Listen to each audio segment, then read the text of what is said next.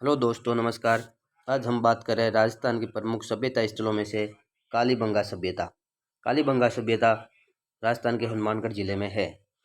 कालीबंगा कौन सी भाषा का शब्द है? तो ये पूछा जाएगा। सिंधी या पंजाबी भाषा का शब्द है। कालीबंगा का शाब्दिक अर्थ क्या होता है? तो काले रंग की चूड़ियाँ। कालीबंगा कितनी प्राचीन मानी जाती है? तो 6000 वर्ष प्राचीन मानी जाती है।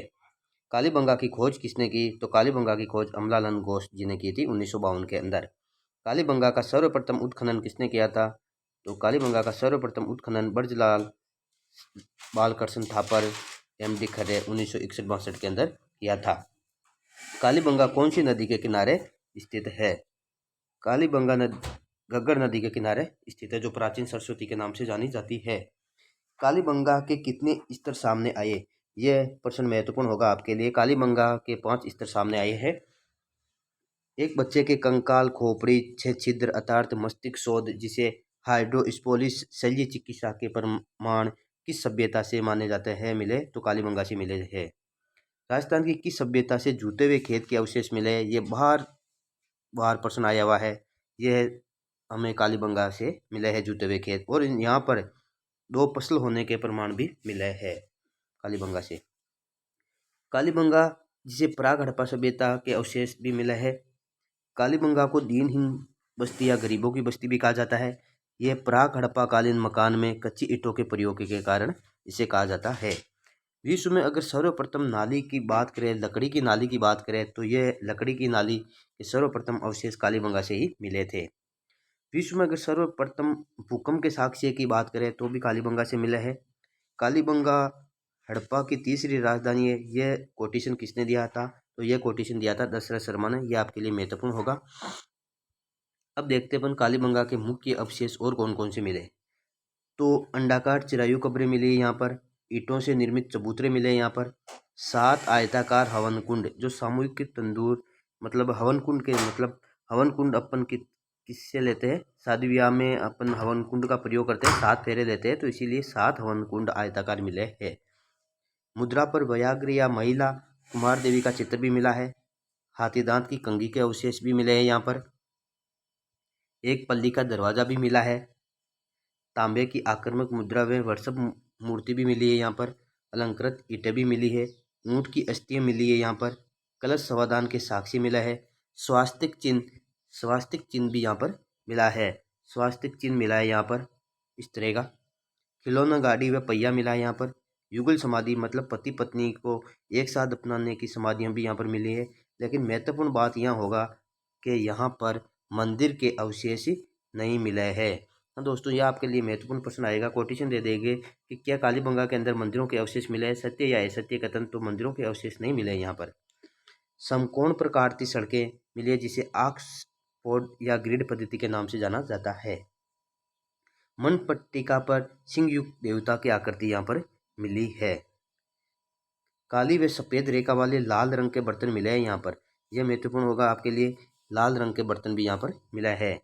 बेलनाकार मोहरें मिली है, और मातृ देवी की कोई भी मूर्ति नहीं मिली है। ये 2 कोटेशन वेश महत्वपूर्ण होंगे। एक तो मंदिर के अवशेष यहाँ पर नहीं मिले हैं, और एक मातृ देवी की कोई मूर्ति नहीं मिली है। ये महत्वपूर्ण होगा। स्पष्ट जल निकास प्रणाली का अभाव भी रहा है यहाँ पर। लकड़ी की बल्लियों की बनी छतें प्रयोग होती थी। अपन को ये भी ध्यान रखना है कि उस समय लकड़ी ही ज़्यादा प्रचलन में थी, तो लकड़ी की बल्लियों से बनी छत का अवशेष यहाँ पर मिला है। आगे हम बात कर रहे हैं आर्य सभ्यता। आज हम 2 सभ्यता कंप्लीट करते हैं। इसमें आर्य सभ्यता है उदयपुर के अंदर। आर्य सभ्यता स्थल राजस्थान के किस जिले में है? तो ये उदयपुर में है।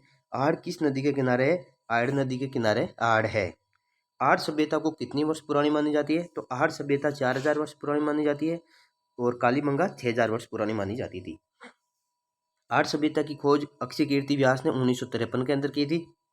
आड़ का उत्खनन कार्य अगर देखा जाए तो रतनचंद अग्रवाल 1956, हसमुख धीरज सांकलिया, जिसे एचएफ सांकलिया भी के नाम से जाना जाता है, 1961 में। ताम्रवर्ती नगरी आघाटपुर, धूलकोट आदि नामों से इसे जाना जाता है। देखिए, ताम्रवर्ती नगरी के नाम से जाना जाता है, आघाटपुर के नाम से जाना जाता है, धूलकोट के नाम से जाना जाता है, बनास संस्कृति के नाम से। आदि नामों से आर्य सभ्यता को जाना जाता है। यह भी आपके लिए महत्वपूर्ण होगा। मैं जहाँ जहाँ आपको इम्पोर्टेंट लगा रहा हूँ उसको आप ध्यान रखना। अगला, ताम्रयुगीन सभ्यता की अगर जननी की बात करें तो गणेश सभ्यता को कहा जाता है। यह गणेश सभ्यता पहले सीकर में थी, अब नीम के थाने में आ गई है। इसका अपन बाद में आराम से चर्चा करेंगे। आर्य सभ्यता की अर्थव्यवस्था किस पर टिकी हुई थी? यह महत्वपूर्ण प्रश्न होगा आपके लिए। पशुपालन पर टिकी हुई थी। आर्य सभ्यता की अर्थव्यवस्था किस पर टिकी हुई थी? तो पशुपालन पर टिकी हुई थी। आर्यवासी गंदे पानी के निकास के लिए जो उपकरण प्रयोग में लेते थे उन्हें क्या कहा जाता था? चक्रकूप कहा जाता था इसे। आर्य की खुदाई से प्राप्त जो मर्दभांड मिले हैं उनकी मुख्य विशेषता क्या थी? मर्दभांड काले एवं लाल रंग या उल्टी तपाई शैली में थे। काले और लाल रंग के मर्दभांड मिले हैं यहाँ पर। राजस्थान का वे सभ्यता स्थल जहाँ से रंगाई छपाई के थप्पे मिले हैं। तो आर्य सभ्यता, यह भी एक महत्वपूर्ण प्रश्न होगा आपके लिए। आर्य से मिले जलपात्रों में कौन से देश की सभ्यताओं से इसके संबंध का अनुमान लगा सकते हैं? तो ईरान से। आपको कोटेशन देगा कि ईरान से आर्य सभ्यता का संबंध था। किससे पता लगता है? तो जलपात्रों से। आर्य से मिले अनाज रखने के बड़े मर्दभांड जिन्हें क्या कहा जाता था? घोरे या कांटे कहा जाता था। आर्य से प्रमुख अवशेष और देखते हैं कौन कौन से। आर्य से हमें मिट्टी व पत्थर के मनके मिले हैं।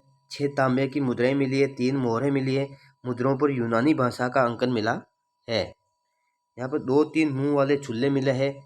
ईरानी शैली के अंदर धूपदानी मिली है। यहाँ पर इंडो ग्रीक मुद्रा में यूनानी देवता एपोलो का चित्र भी मिला है। यह भी आपके लिए महत्वपूर्ण होगा। एपोलो का चित्र मिला है। मिट्टी से बनी वर्षभ मूर्ति बेनासील बुल के नाम से जानी जाती है, यह भी मिली है। आटा पीसने की चक्की मिली है। यहाँ पर तांबे गलाने की भट्टियाँ मिली है। यह महत्वपूर्ण होगा आपको। तांबे गलाने की भट्टियाँ कहाँ से मिली है? तो आर्य से मिली है। बिना हत्थे के छोटे जलपात्र मिले यहाँ पर। एक मकान में 6 चूल्हे जो सामूहिक परिवार के अवशेष के आधार पर माने जाते हैं कि यहाँ पर सामूहिक परिवार रहा करता होगा, इसलिए यह महत्वपूर्ण होगा। उत्खनन के 8 स्तर मिले हैं। कालीबंगा के 5 स्तर मिले हैं, जबकि आर्य के 8 स्तर मिले हैं उत्खनन कार्य के। तांबे की कुल्हाड़ी, अंगूठियाँ, चूड़ियाँ आदि मिली है। पत्थर के सिलबट्टे मिले हैं। यह भी महत्वपूर्ण होगा आपके लिए। तो धन्यवाद दोस्तों।